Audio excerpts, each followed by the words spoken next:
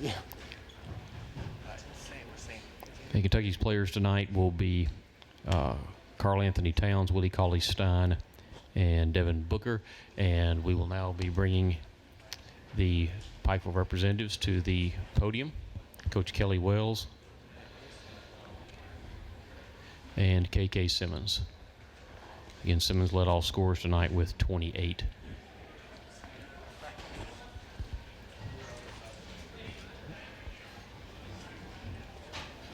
Where's Sam? Where is Sam? No. That's what I've been asking, actually. All right, well, I'll hold it. Tonight's final score, Kentucky 116, Pikeville 68. What now? You're on that side. Okay, I'll hold it. Kentucky now 52-4 all-time in preseason exhibition games, has won 23 in a row. And next exhibition game Sunday, November 9 against Georgetown College.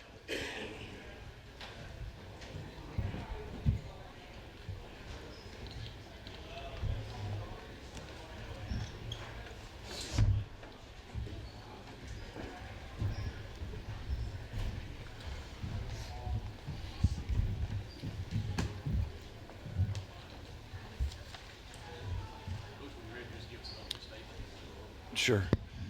Well, obviously, you found out who the most talented team in the country is. It wasn't us tonight, but I think you'll see that we're not going to be the only team that's going to happen to. But I was proud of our guys for a long stretch there in the first part. I thought we battled hard. We knew size was going to be an issue with our two posts still being out, but they're just so big. And one of the problems we talked about earlier, and as a group, we knew that easy shots were going to be hard for us to find tonight. And then obviously they were few and far between. I was proud of Kay, his effort offensively, and our team. We battled for the most part, but we need our post players to get in there and do a little bit better job, and they will when we get them back. But you're looking at a team that's historically, probably, you can agree or not agree, maybe the most talented team ever assembled here, and that's saying a lot. No disrespect to any team that's been here, but you'll be hard-pressed to find anybody more talented than that bunch. We couldn't compete on the glass with them. When they started pressuring us, they're so long, it's hard to find any outlet passes. It was a tough night for us, and it's going to be a tough night not just for us. It's going to be a tough night for everybody that steps in this gymnasium. Questions? If you got questions, please raise your hand. We'll get a microphone to you. Kelly, was there anything in particular that impressed you most about how Kentucky went about this? Well, they don't ever settle. I mean, they don't settle. I know you didn't have an opportunity to kind of see them against us later, but they don't settle. They shot. I've never been a part of anything where we gave up 80% field goal in the first half. I mean, they really don't settle for anything but dunks and layups. You and I make a conventional bounce pass and a chest pass, and theirs are every time lobs that, you know, we look like middle school kids out there at times because they're just so big. And it's just, they take away the basket from you. They take away easy baskets. But I think the biggest key is they don't settle for anything. And other than Booker, when he's open, it's good for him to shoot it. So, Kelly, do they have a weakness? Well, they didn't have a weakness that we could expose. I think there'll be some times where people will just they've got to not get fat and happy, I think, is a lot of the thing. They have to be hungry every night, and there'll be nights throughout a college basketball season that you just don't have it. Somebody gets hurt, injuries, and rotations. But, man, I'd like to have some of the problems they'd have. Kelly, over here. Yep. You got Tennessee coming up next as an exhibition game. How much better prepared are you behind this game for Tennessee? Well, if we learn from it, it'll do nothing but build our confidence. And we were still playing a smaller lineup. We're not going to change that, obviously, tomorrow night. But I think our guys had a wake-up call in a lot of respects, and the things that we talk about in practice every day, and Kay could kind of expand on that, but the things that we talk to them about, weaknesses for us in practice, they showed up glaringly tonight. Our communication was not good defensively. Even though we were smaller, if we would have had the grit that we talk about, boxing out, we could have overcome a lot of that. But we did compete for a long period of time there in the first half, and hopefully we made them a little bit better as time went on. But their depth, and, I mean, they've got 10, maybe 11 NBA guys on the roster, and that's hard for us to emulate. Kelly, how important as the season goes on do you think Booker and maybe what he can do on the perimeter will be for them? Well, it's going to make their post players even better. I mean, he stretches your defense, and we didn't do it tonight because we got behind, but if the situation was close, we would have no-helped him and stuck to him and not let him see the floor. But he's one of those what we call dead-eye shooters, and you have to find him all the time, and it's going to make, you know, all their post players, Lee, McCarry, all those guys are going to be better because he's out there on the wing. Kelly, how well do you think each of the platoons for Kentucky played in terms of cohesion? Well, we couldn't really expose a lot of it, but I do think that will be some kind of a concern for them. I mean, if a group gets going on a roll, I like to have my group that's really playing well play all the minutes. That's going to be a challenge for Cal, and I mean, he's won more games than I've coached in, so I'm not telling him anything new. But I think sometimes that will be an issue somewhat, and how he can keep those guys happy. I can't keep 5 guys happy. He's a master at that. So I think they'll be fine with their guys. They seem like they love each other. They seem like they care about each other, and there's a lot of good continuity on the floor for them. Coach, again, I know you'd like to coach one game at a time. You had this game on your schedule. Had you had the chance to look at what Tennessee challenge Tennessee might present you? Oh, we have. Coach Tindall and I are good friends, and he'll have his guys prepared. Their defense is such a challenge. On a back-to-back night, they're extremely tough, and that's why even when he was at Moorhead and Southern Miss on their back-to-back game nights, he was incredibly difficult to prepare for. Their 2-2-1's a little unconventional. Their matchup zone's a little unconventional. We've been working against it in practice and throwing it in pieces. We don't see a lot of zone. Our league doesn't play a whole lot of zone, and so it's a challenge for us in that regard. But his guys will be so tough. I've said this all along that he'll have his guys playing harder than anybody in the SEC. Now they may not be as talented, but they'll battle your tail off every possession, and we got to be prepared for that. We weren't tonight. Question for Coach. I was shooting that, please. Any questions for KK? KK, how well did you have it going tonight? Honestly, I felt like the rim felt like a big ocean to me. You know what I'm saying? I felt really good before the game. I was excited to play all day. Those guys are pros. They're predicted to be pros, so I wanted to see where I can measure up to those guys as far as, playing-wise. And like I said, before the game, I was excited. Spoke to a lot of family members. I just went out there, took my time, and just played basketball. It felt really good. A few times you shot over guys several inches taller than you. Right. How were you able to get those shots off? Honestly, we work on those kind of shots in practice. We have a taller guy named Mike. Big Mike is on our team. Sometimes after practice or before practice, I just shoot over him. And I've been shooting a long time. Shooting. I love to shoot. If you can see so. Now we're trying to get him to say we love to block out and play defense. That's the next. Yeah. That's the next step. I got a lot of aspects of my game I need to work on. But he's doing great. As far as shooting, that's what I do. So. Any other questions? Anyone else? Thank y'all very much. All right, guys. Thank you all. Thank you. Tomorrow night during the season. All right. Thank you.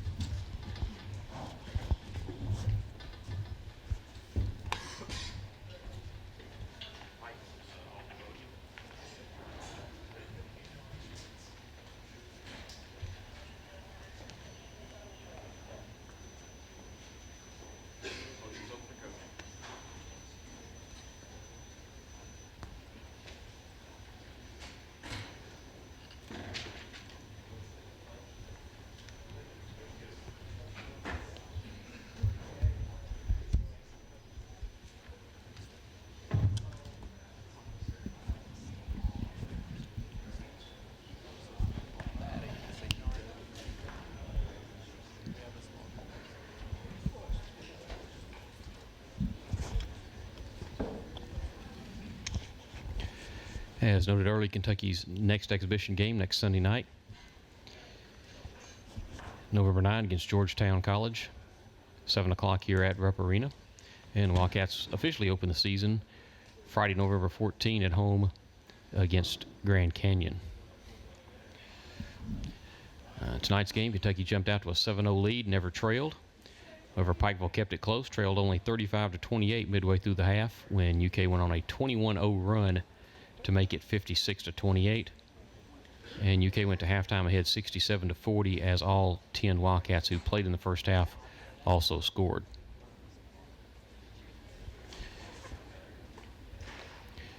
UK eclipsed the century mark, 101-60 on a layup by Dakari Johnson with 8:22 to play. Kentucky's largest lead was 49 points, and eventually that was at 49 points at 114-65. And UK finished with a 48-point victory, 116-68.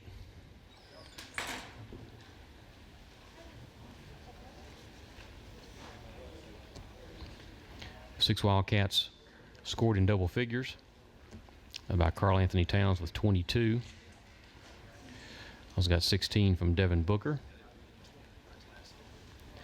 13 by Dakari Johnson, 12 by Alex Poitras, 11 by Trey Lyles, and 10 by Willie Cauley-Stein.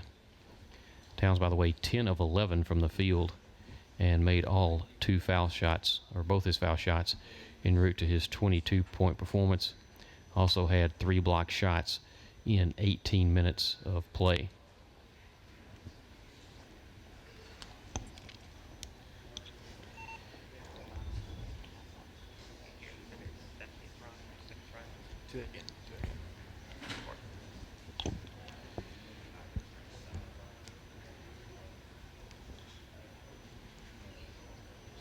You're going to be coaching the dining area. UK won the rebounding tonight, 49-25, as 3 players had 8 boards each. Marcus Lee, Trey Lyles, and Dakari Johnson. And Andrew Harrison led the floor game with 9 assists and no turnovers.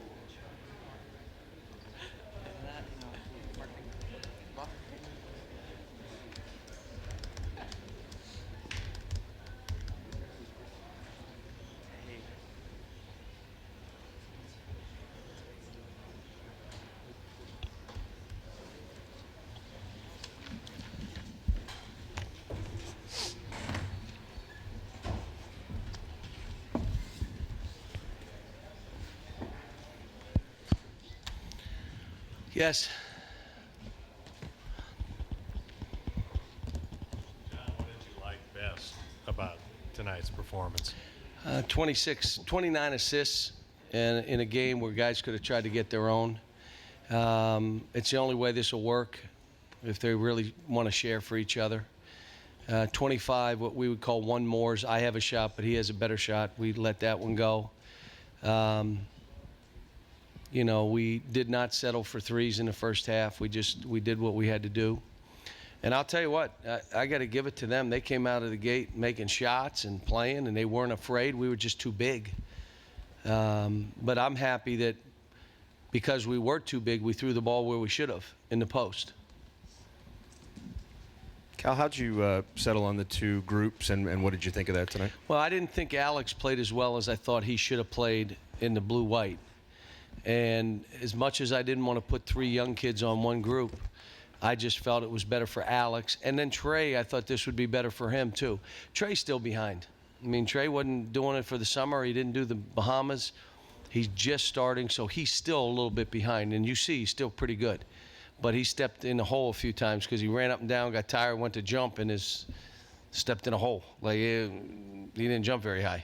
So, and then he dunked that last one. I left him in because I just wanted him to make some plays and shots. And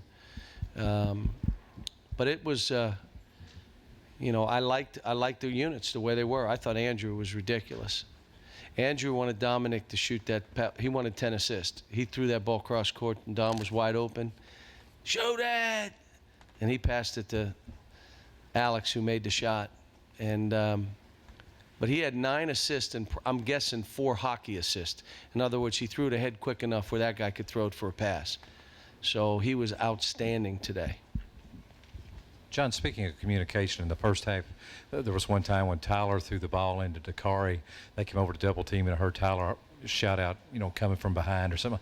I don't remember ever hearing that kind of communication on the court last year. Is that what you've been striving for? Or? Well, a friend of mine came in, the coach from up in Western PA, and watched us practice yesterday, and he said, last year at this time, you were coaching effort, intensity, passion, if you remember. And he said, now you're just coaching basketball. It's a big difference. It's a lot. I enjoy it a lot more. I'll do the other if I have to, but it's what happens when you have veterans back that get it and understand, and you have young kids that are hungry and are listening and watching. They're learning from each other. Dakari made a free throw. How about that, too? Cal, was there any part of the game, your game, Kentucky's game, that was exposed that would give you concern, something you might need to work on? I probably should have one more platoon. I'd probably feel better with 3 platoons rather than 2, but Cal, can we make much of what Carl was able to do tonight just because he was towering over everyone, or is that kind of what you've been seeing every day in practice? Let's just talk about it. You can say what you want, but, Dakari didn't get that many baskets, and part of it was Andrew was spoon-feeding him. But the other part was he was running the floor, and he was active. He's getting to where he was open, made his free throw. I mean, Carl can play. Now, he broke down defensively a couple times, and I told him and Devin, if you guys want to score the ball, you will defend and sprint this floor, or you'll be out. You're not taking all the ball shots and then go back and let a guy run by you and dunk on you. It's not happening here. So, but they're young. They're, I thought Devin played well. I love his speed up and down the court. See, Devin, if Devin thinks he's going to get 2 points, you can't believe how fast he is. He will run. He will outrun world-class sprinters to go get that ball. Speaking of which, how well do you think your guys kept the pace up, kept attacking throughout? There was one segment where we backed up a little bit, and we'll show them on the tape. But short of that, I thought they were really good. And we didn't press and trap the whole game, but we pressured the whole game. And there are games we'll press more. I like the rotation the way I did it, because if that veteran group comes in at the 8-minute mark or 7:45 mark, I can finish a game with that group with 1 or 2 subs if I choose to. Or I can go back with that other group, and so we can, and again, I got to figure out how we finish games. It looks as though the best 5 free throw shooters would be on there, Carl being one, maybe Trey being another, and probably the Twins and Tyler would probably be a finishing team. I would imagine. We haven't tried it yet, but that's what I would imagine. John, how much do you feel like Devin has progressed from the exhibition games in the Bahamas to now? He's physically. You're looking at a body. You're saying, "Oh my gosh!" His dad said, "I can't believe it's my son." Carl Towns, his dad, saying the same thing about him. The Twins' dad looking at their sons like, "Whoa." Dakari, you look at him running up and down the court. He's as fast as anybody. This kid's flying up and down the court. Now the question is, can we sustain it? And by doing it this way, we can sustain stuff. Now, we'll look at these stats. Guys played all about 20 minutes, and we'll equate these into 34-minute stats. If they had played 34 minutes, not 40, 34, which is a normal college starter playing a lot of minutes, what would their numbers have looked like? That's efficiency. We're going to look at some rebounding efficiency, which is how many offensive rebound attempts were there, how many did you get? Defensively, the same thing. And I think when you start looking at those efficiencies, you're going to see a different look at these guys. And I thought, again, I loved Andrew's aggressiveness on defense and how he passed the ball and got us involved. And one team can switch pick and rolls, the other team doesn't have to. We can fight and force down, and it's kind of like playing 2 different styles of games when you play these guys. John, you talked a couple of weeks ago about let's see how we defend the 3-point shooting and see how we are in transition I was defense. going crazy early in the game. There's 2 things, and if you're watching, we are so big, it's hard to score around a basket. And you say, why? Well, there's 2 7-footers on each group, and there's a 6'8" guy that puts his head on the rim, and there's a 6'10" guy with long arms. So there's 3 guys like that on each team, but there's also a guard that's 6'6" on each team. So you got to beat us up the court in transition. I thought we did a fairly good job. They got in the lane a couple times in transition defense, but we were so big they didn't really get baskets at it.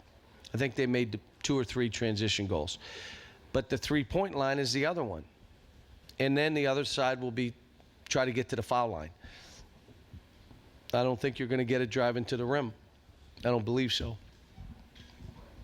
Would you prefer to have a 30-second shot clock for this team? I didn't even notice it. 24 would be fine.